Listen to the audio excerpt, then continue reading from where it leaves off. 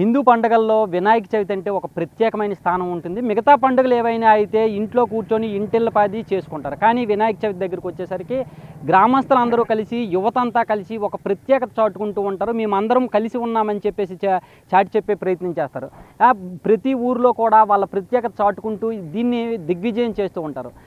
ఉమ్మడి శ్రీకాకుళం జిల్లా రాజాంకి ఆనుకొని ఉన్న పొనుగుటివలస గ్రామంలో ఒక ఈఫిల్ టవర్ వినాయకుడిని ఏర్పాటు చేశారు. ఈఫిల్ టవర్ని ఏర్పాటు చేసి ఆ ఈఫిల్ టవర్లో వినాయకుడు ఊగుతూ ఉండేటట్టు ఒక వినాయకుడిని ఏర్పాటు చేశారు. సుమారుగా 70 అడుగుల పొడుగులో ఈఫిల్ టవర్ని ఏర్పాటు చేశారు. అసలు ఈ ఈఫిల్ టవర్ ఆ థాట్ ఎలా వచ్చింది, దీని వెనకున్న నేపథ్యం ఏంటి, అసలు ఇది ఎలా సక్సెస్ చేశారు అనేది ఇక్కడ కమిటీ సభ్యులు ఉన్నారు, వాళ్ళని అడిగి తెలుసుకునే ప్రయత్నం చేద్దాం. ఇక్కడ మనతో చాలామంది ఉన్నారు, వాళ్ళని అడిగి తెలుసుకునే ప్రయత్నం చేద్దాం. చెప్పండి, అసలు మీకు ఈ థాట్ ఎలా వచ్చింది? అసలు ఈఫిల్ టవర్లో వినాయకుడిని పెట్టాలి అనే ఆలోచన ఎలా వచ్చింది? మాది ఉమ్మడి శ్రీకాకుళం జిల్లా పొనుగుటివలస గ్రామం అండి.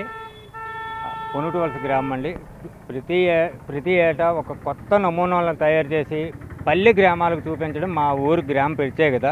రెండోది ఏంటంటే పండుగలు చేసుకుంటారు, కానీ ప్రతి ఇంటి దగ్గర పండుగలు చేసుకుంటారు. కానీ మేము వినాయక చవితి ఒకే తాటి మీద ఉండి యూత్ని అందరినీ ఒకే తాటి మీదకి తేవడానికి, అందరం కలిసికట్టుగా ఉన్నామని చెప్పడానికి మేమైతే ఈ పండుగని గ్రాండ్గా చేస్తుంటామండి.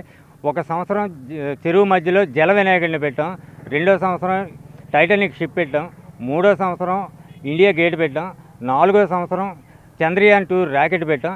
ఈ సంవత్సరం కొత్తదనాన్ని చూపించాలని ముఖ్యంగా పల్లి ప్రజలకు కొత్తదనాన్ని చూపించాలని ప్యారిస్ వెళ్ళి చూడాలనుకుంటే ఎవరు చూడలేరు. అదే పల్లి ప్రజలకు ప్యారిస్లో ఉన్న ఈఫిల్ టవర్ని చూపించాలని ఈ సంవత్సరం కొత్తగా ఆలోచించాను.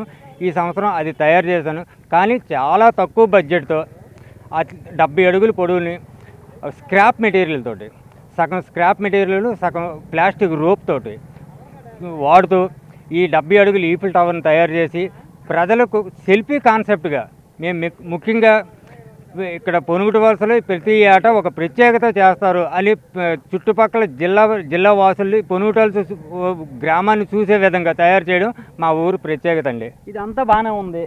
మీరు ప్రతి ఏడాది కూడా ప్రత్యేకత చాటుకుంటామంటున్నారు. అదేవిధంగా ఈ సంవత్సరం కూడా చాటుకునే ప్రయత్నం చేశారు. కానీ ఇక్కడ చూసినట్టయితే 70 అడుగులు పొడుగుంది, ఓపెన్గా విడిచిపెట్టేశారు.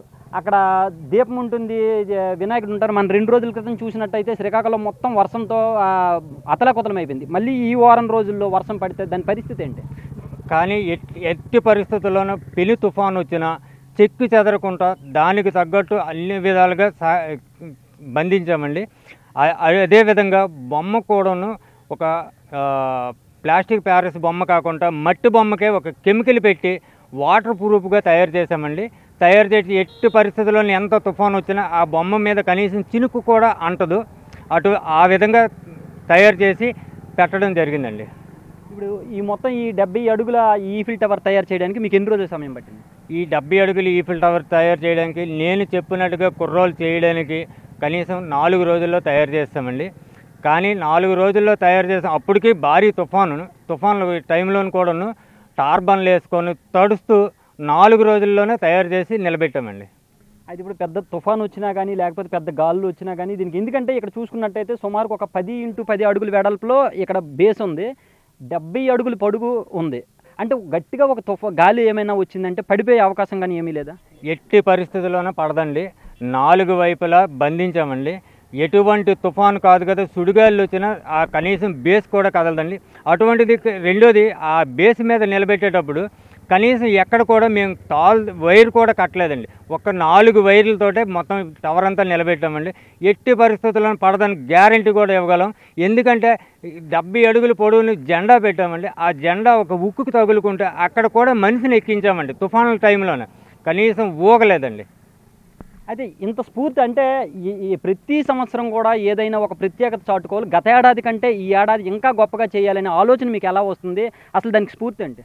నాకైతే కొత్తగా ఆలోచన చేసి క్రియేట్ చేయాలంటే మాత్రం నాకు ఒక కాన్సెప్టేనండి. ఈ సంవత్సరం ఇచ్చేసాం, నెక్స్ట్ ఇయర్ ఏది చేయాలని ఇప్పటి నుండి ఆలోచిస్తానండి. ఇప్పటి నుండి ఆలోచించి కమిటీ సభ్యులకు చెప్తాను, ఇలా తయారు చేస్తే బాగుంటుంది, ఇలాగ మళ్ళీ కొత్తదనాన్ని క్రియేట్ చేద్దామని అనుకుంటాను. అది అందరూ కమిటీ సభ్యులు ఓకే అంటే దానికైతే సిద్ధమవుతుంటామండి.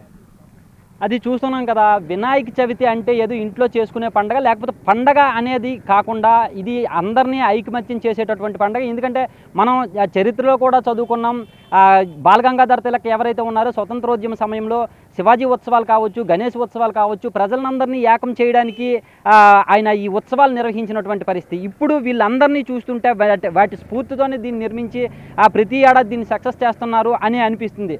కెమెరామెన్ నాగరాజుతో Shanmukh, big TV, Srikakulam. For more videos like this, subscribe Big TV channel.